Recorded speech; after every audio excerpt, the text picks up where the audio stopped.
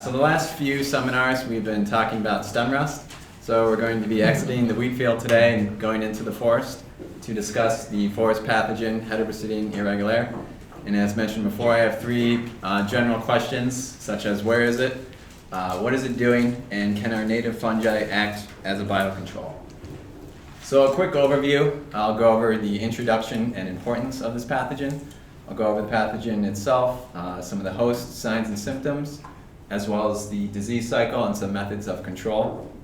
Then I'll go into the methodology of some of the work I'm doing regarding detection and distribution of this pathogen, diversity of native fungi using a couple of different studies, and then using these native fungi in competition studies against Heterobasidion irregulare in both the lab and the field. So to start off with, the pathogen Heterobasidion irregulare is actually part of a species complex known as Heterobasidion nosum sensolato. So this species complex consists of 5 species that were actually originally one species called Heterobasidion anosum. So Heterobasidion irregulare occurs in Western and North America, infecting mostly pines. Heterobasidion occidentale occurs in Western North America, infecting spruce, fir, Douglas fir, hemlock. Heterobasidion nosum sensostricto occurs mostly in Europe, also affecting pine. Heterobasidion parviporium is infecting strictly Norway spruce in Europe, Russia, China, and Japan. And then Heterobasidion aviatinum infects mostly fir in Europe. So the pathogen of my interest is Heterobasidion irregulare. As mentioned before, it's present in eastern and western North America, and now having been found in Minnesota in late 2014. And so this is just a culture of the fungus of Heterobasidion irregulare. So this simplified map shows where each of the 5 species are currently distributed. So looking at North America, the green represents Heterobasidion irregulare. So this is very simplified, so it's not occurring vastly across the whole country. And then this yellow goldish color is occidentale, occurring mostly in Western North America. And then looking over to Europe and Asia, the yellow is Heterobasidion anosum sensostricto, again infecting pine, and then spreading into Russia and China. And then this bluish color is Heterobasidion aviatinum, infecting mostly fir. And then the reddish is Heterobasidion parviporium, again infecting mostly Norway spruce in Europe, Russia, China, and Japan. So the host of Heterobasidion irregulare, the main host is Pinus resinosa, also known as red pine. So this is the state tree of Minnesota, if you don't know. And then to a lesser extent, eastern white pine is also infected, Pinus strobus. So red pine is the photo on the left of our stately state tree, and then we have eastern white pine on the right. So both of these are very important natural resources in the Midwest and Minnesota, being used mostly for pulp, lumber, and utility poles. And when these are managed, they're primarily planted in plantations as monocultures. However, in addition to these 2 tree species, there are other conifers that are infected. Our lab has been receiving samples from the Wisconsin DNR, and we have been finding white spruce being more infected by Heterobasidion irregulare. And then in addition to that, jack pine and balsam fir can also be infected. So the signs and symptoms of this disease are not very distinctive, unfortunately. So when you're in the field, it can be a challenge to diagnose this disease as occurring there. So it's going to start off with chlorosis, reduced diameter growth, then crown dieback, and then eventually mortality. And you're going to have these mortality centers as pictured here. And then the decay pattern is typically a white rot. So this is similar to other root rots, such as armillaria root rot, which is also ubiquitous in North America. And so the most diagnostic sign is the fruiting body itself. And also, unfortunately, this takes several years to form on a dead and dying tree or a stump. So now looking at some of the symptoms, here we are looking at a mortality center of red pine in southeast Minnesota. I'll talk about the disease cycle later, but the disease spreads in a radial pattern from an initial infection point, and the result are these circles of death, as it's been termed.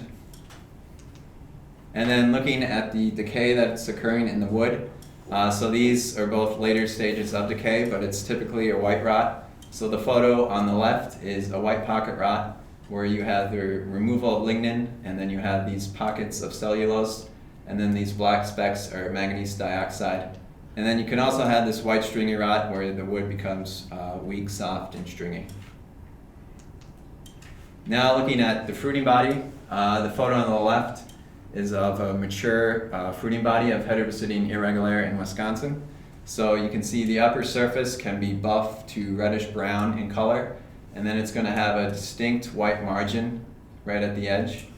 However, it's not always this noticeable when you're in the field. It can be more inconspicuous, such as seen in the photo here of this fruiting body that's buried in the duff layer. So these fruiting bodies are mostly going to fruit at the base of dead and dying trees as well as stumps, and they can also grow in the roots as well. So now looking more closely at that fruiting body, you can see that distinct white margin.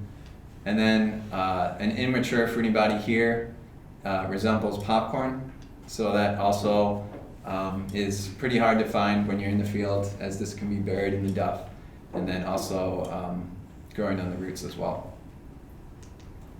And then finally, the undersurface of the fruiting body, you can see the pore surface, and you might notice that the pores are irregular in shape, which gives the name Heterobasidion irregulare because of the shape of the pores. And another diagnostic sign of this fruiting body is that it's going to grow into the debris in the duff layer. So you can see it's enveloping pine needles and other debris in that duff layer. So I brought some fruiting bodies with me. So after the seminar, you could come take a look if you're interested. And if you find yourself wandering through a pine forest, you could help me out and try to find some of this disease occurring in Minnesota. So now looking from above, we can see the death and destruction that this pathogen can cause. So both of these photos are from Wisconsin. So here we have a satellite image of a site in Wisconsin that's riddled with multiple pockets. And then another aerial image from a plane showing more of these mortality centers. However, in this photo, all the trees have been removed, so you can just see the barren landscape within those pockets. Okay, so now going into the disease cycle. So it's a basidiomycete, so it's going to release basidiospores from the fruiting body. It does have an asexual stage, however, its role in infection is less well known, but it's generally thought that it has a much smaller role than the basidiospores, pictured here as these red dots. So after red pine stand or white pine stand is thinned or harvested, you're going to have these freshly cut stumps, which are a perfect substrate for these basidiospores to land on and germinate. So here the fungus is acting as a saprotroph as it's colonizing this dead stump.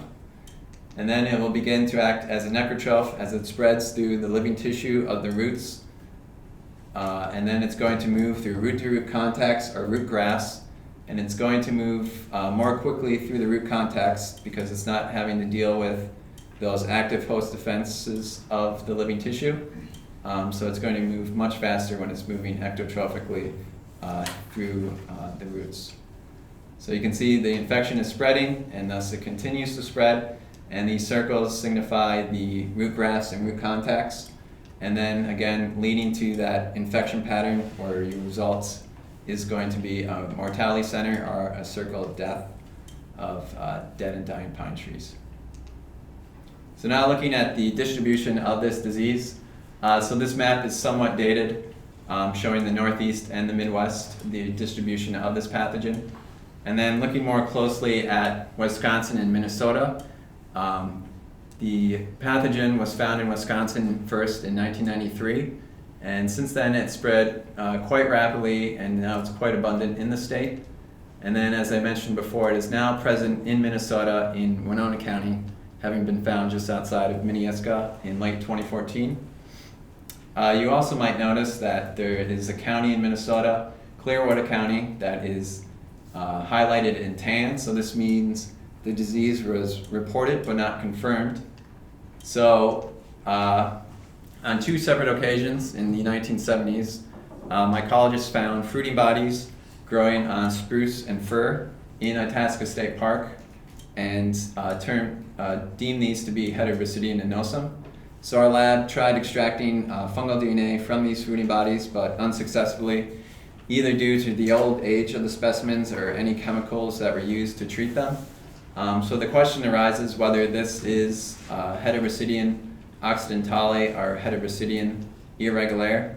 So it's most likely the latter, having been growing on spruce and fir and also located in an old growth stand. So that it's quite interesting, and we will probably do surveys in Itasca State Park in the future to hopefully solve this mystery.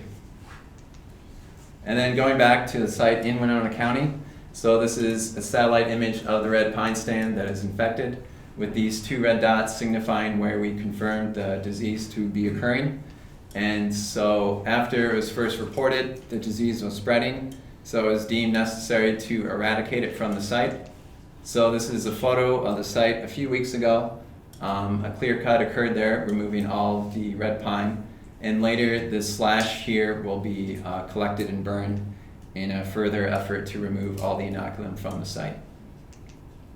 And then these stumps were later treated as another method of control using Cellutreat, which is composed of a chemical borate that's seen here by this bluish grain spray.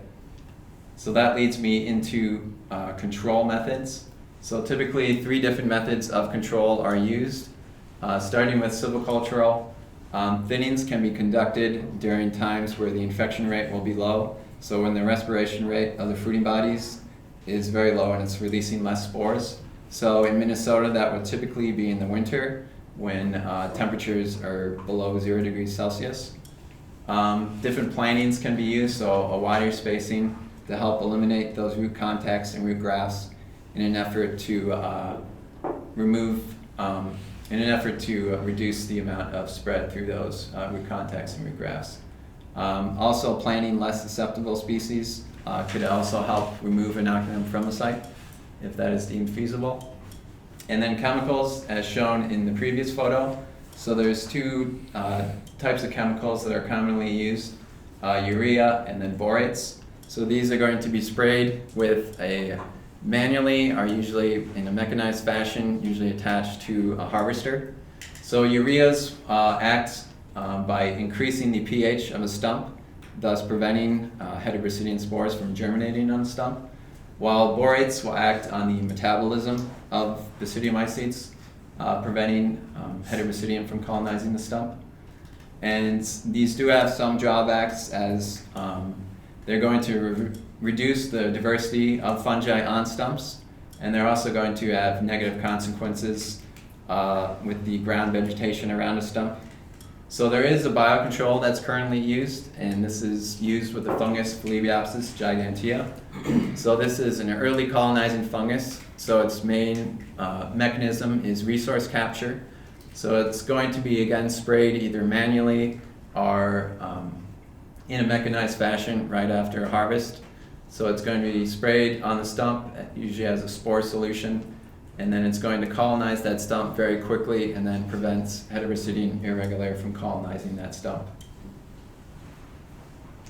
So now we have a general idea of what this pathogen is capable of. So now I will go into the methodology of some of the work I'm doing, starting with detection and distribution. So currently we are doing surveys throughout the state, focused in southeast Minnesota, especially in counties adjacent to counties in Wisconsin where the disease has been confirmed. So I've been receiving aerial maps from the Minnesota DNR that will usually look like this. For example, St. Croix State Park, where you can see possible mortality centers caused by root rot disease. So I will go out into the fields and collect samples from these possible mortality centers caused by Heterobasidion possibly.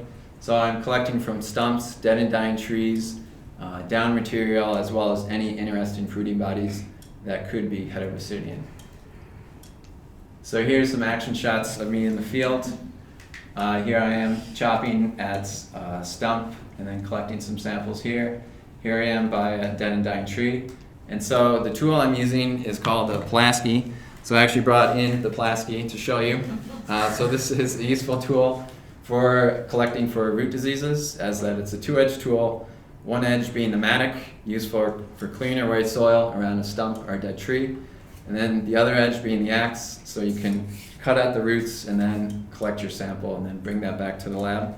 So another interesting tidbit is that the Plasky is named after Edward Plasky, a famous forester, and initially used for fighting forest fires, but also useful for root disease. Okay, so now that I have the samples, I will bring those back to the lab where I start processing them, starting with DNA extractions. So we are switching back and forth between two different methods, CTAB extraction protocol, and then using one of these plant DNA kits. In this case, we're using Mobile Power Plant Kit, which has recently been bought out by Pathogen. So we found the mobile kits to be more effective in removing fungal DNA from wood. Possibly it does a better job with dealing with inhibitors. So after DNA extractions, we will do PCR. We started off using a nested PCR. So this involves two different rounds of PCR. The first round being with general fungal primers, ITS1 and ITS4, and then using a second round of PCR using specific primers developed by Benjamin Helds of our lab for Heterobasidion. However, this method is usually more prone to contamination, as you're going to have more false positives. So recently we have developed a protocol for real-time PCR. So this is a more efficient, sensitive, and also expedited process, so you can see the amplification of DNA in real time.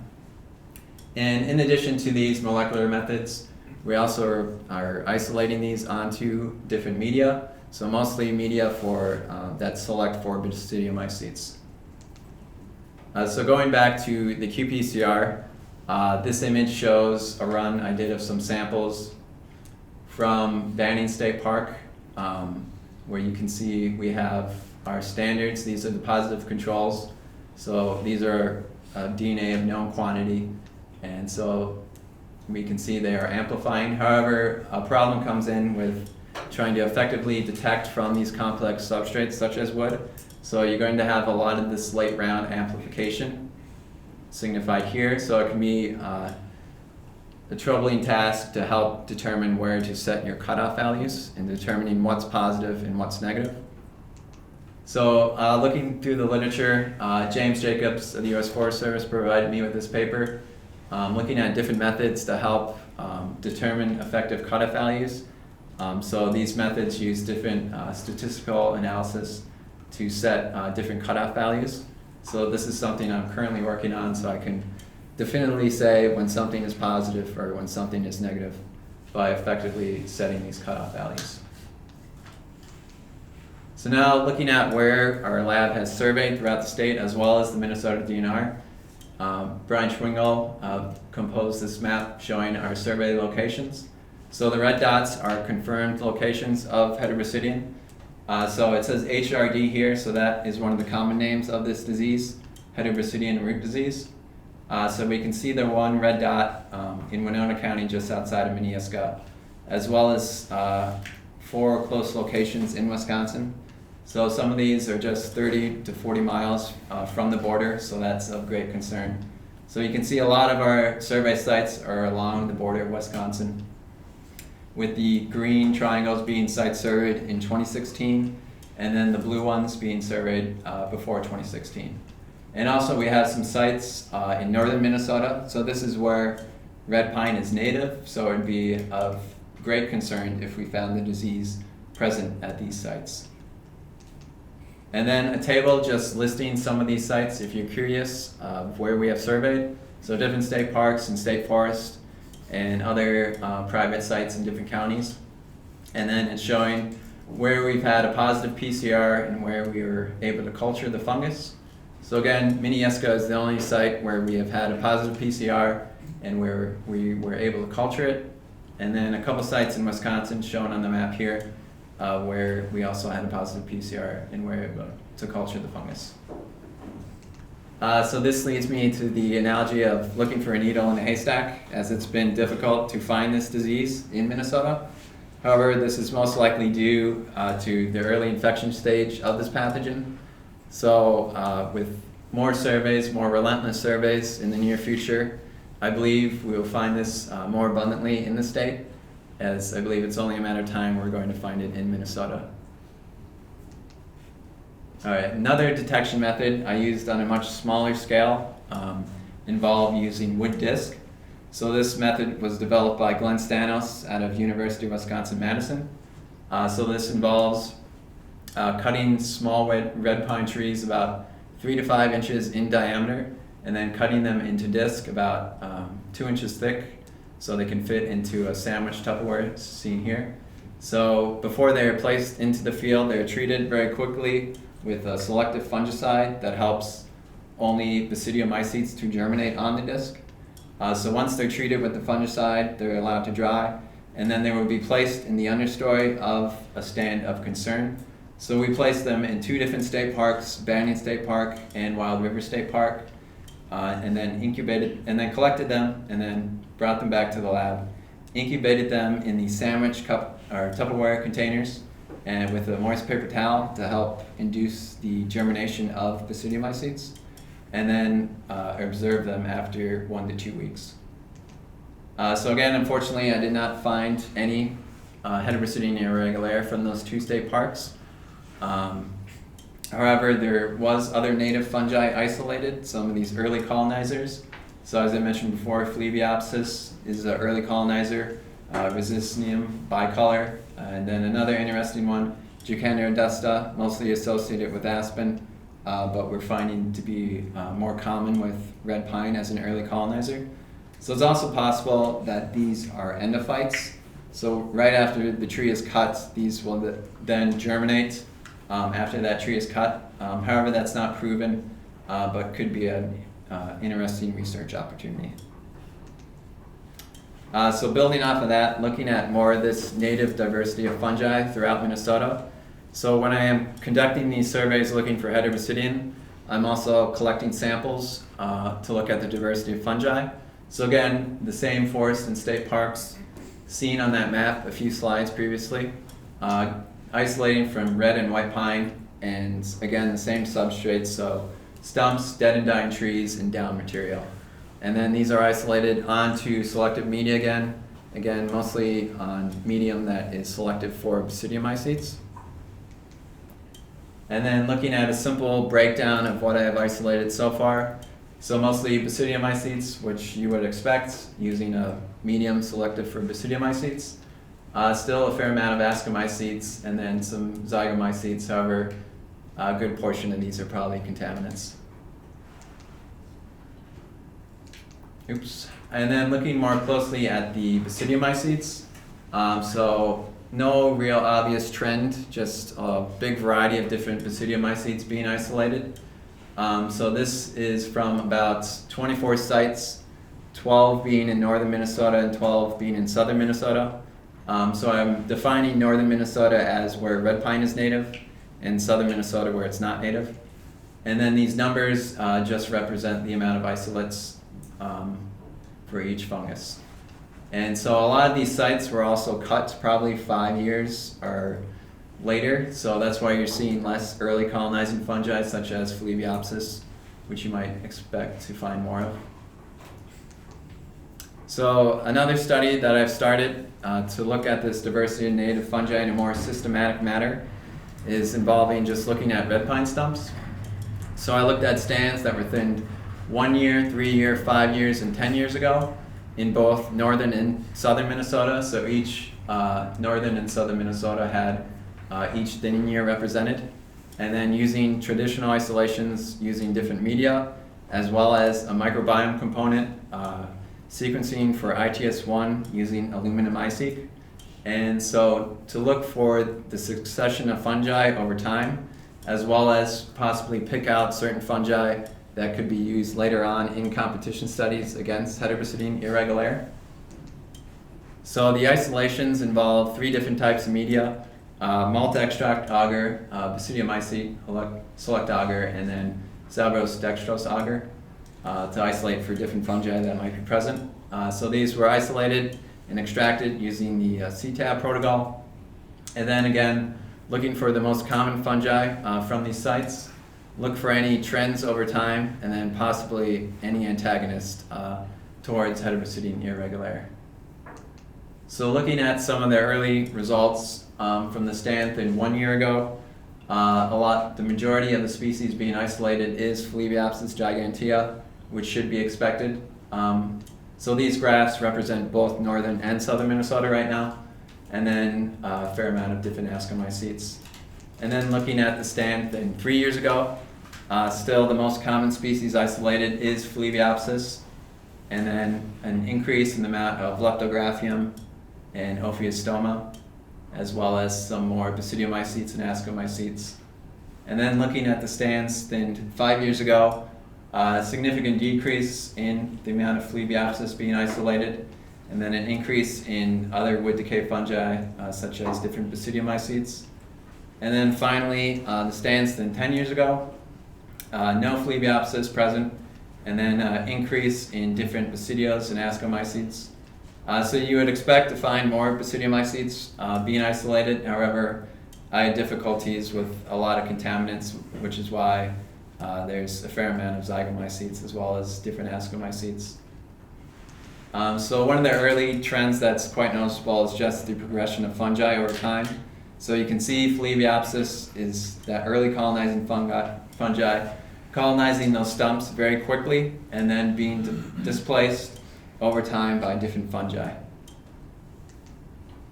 And then another early finding was just the amount of Phlebiopsis isolated from northern Minnesota compared to southern Minnesota.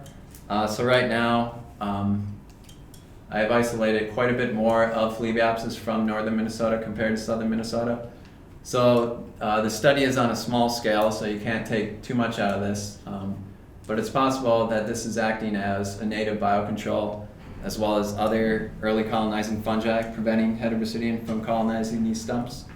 However, I expect these results will differ significantly with the microbiome study that is currently being conducted.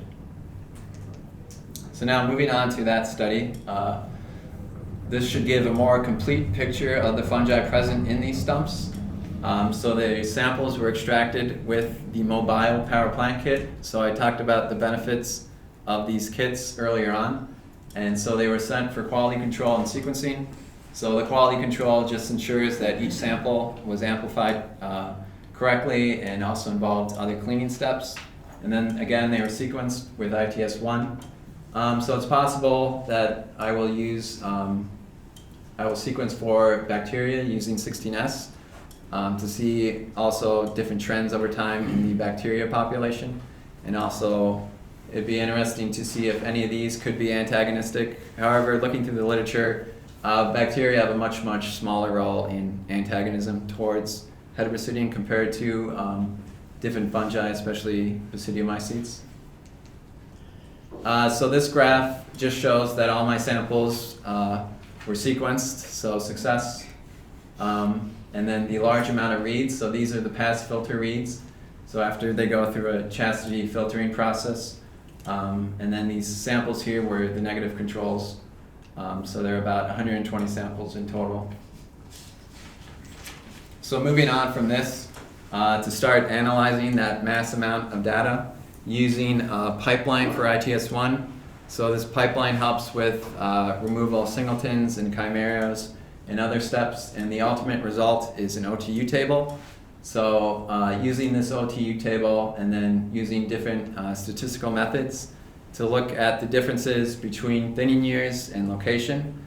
And in addition to these variables, wood decay, stump height and diameter were also measured, so those could be incorporated into those different statistical measures to see if they have any role in the fungi being present.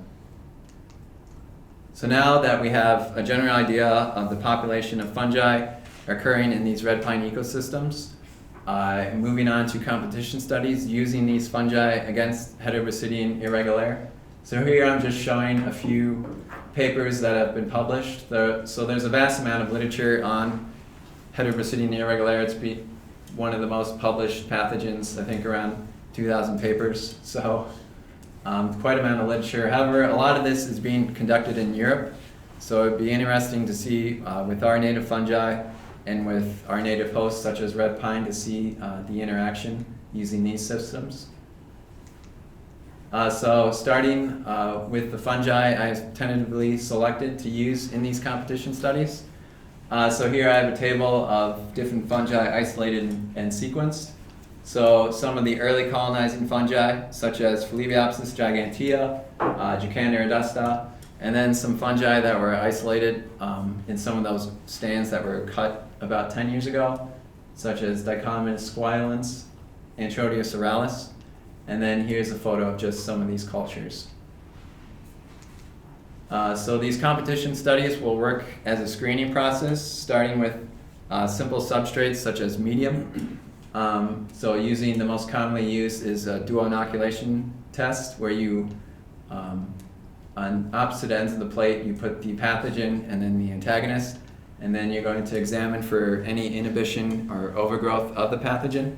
So these are some preliminary competition studies I did with the antagonist on the right, and then the pathogen Heterobasidion irregulare on the left. And so in this one you can see a zone of inhibition and then some overgrowth here.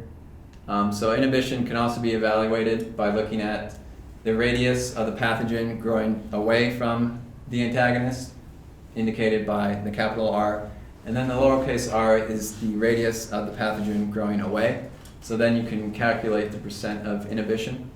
And so these studies will also be conducted at different temperatures to see if that has a role in the interaction between the pathogen and the antagonist. And then building off of that, using red pine stems or wafers. So cutting up wafers or stems, sterilizing them, and then immersing them in a conidial or mycelial suspension of the antagonist very quickly, and then placing them onto a fully grown culture of Heterobasidion irregulare to see if that wafer or block can be colonized by the pathogen. So this, I plan to use DNA extractions to extract DNA from these wood blocks or wafers to see how much antagonist is present or DNA of the pathogen is present. So this will involve the use of qPCR, using specific fungal primers for the antagonist as well as the pathogen, and then also doing isolations from these wood blocks for additional analysis, and then weighing the blocks at different intervals to see if there's any loss of wood mass over time. And then again, building off of that, moving up to logs. So I plan to use a previous protocol that was developed for biocontrol of sap-staining fungi, in this case Ophiostoma. So I plan to fell trees and then cut these into logs, sterilize these, and then inoculate both ends with the antagonist and the pathogen. However, I will go about doing that. I haven't fully elucidated, either using a fungal mat or a spore solution spray, and then incubating these logs, splitting them in half, and then doing DNA extractions at different intervals to see the amounts of DNA of the pathogen and the antagonist, again using qPCR to quantify the amount of DNA, and then also doing isolations at different intervals to see if the antagonist or the pathogen can be isolated from these logs.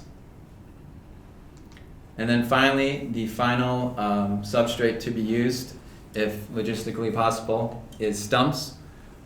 So planning to thin or cut red pine of thinning age. So right now it sounds like I just want to cut down a lot of trees. However, it's in the act of saving them, so it should work out. These stumps are going to be inoculated either with a spore solution spray or a syringe, as has been used in the past.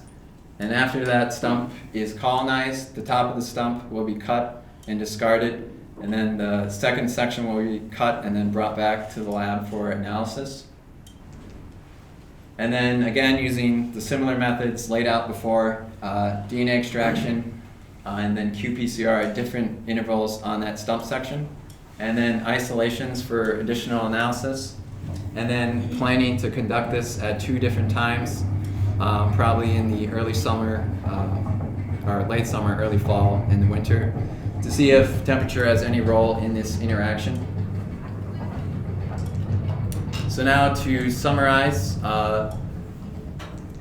we have this pathogen that is threatening our natural resources of pine in the Midwest and Minnesota. We are conducting surveys throughout the state in an effort to find it early on, thus giving forest managers time to enact proper management methods. I'm also looking at the diversity of native fungi throughout the state to see their role in these red pine ecosystems, looking at this succession of fungi over time using traditional isolations and then a microbiome study, and then also possibly discovering certain antagonists to Heterobasidion irregulare, and then conducting competition studies, again starting with simple substrates such as medium, and then building off of that as a screening process, hopefully ending with using stumps in the most natural setting. And then as a whole, I believe and hope that these methods will help maintain and protect our natural resources of pines in Minnesota and in the Midwest. So with that, I have a handful of people I'd like to thank. The Forest Pathology Lab, my advisor, Dr. Robert Blanchette, Benjamin Helds, for developing specific primers for Heterobasidion, and also developing the real-time PCR protocol along with Salmia Redford. And then another variety of cast and characters who have helped with surveys and also just advice. The Minnesota DNR, Brian Schwingle has been of immense help making those aerial maps as well as conducting surveys and helping in other matters. The Plant Pathology seminar course, so my instructors, James Curley and James Berdeen, as well as my classmates for providing me with useful input on my presentation. And then I'd like to thank my funding source, the Environment and Natural Resources Trust Fund.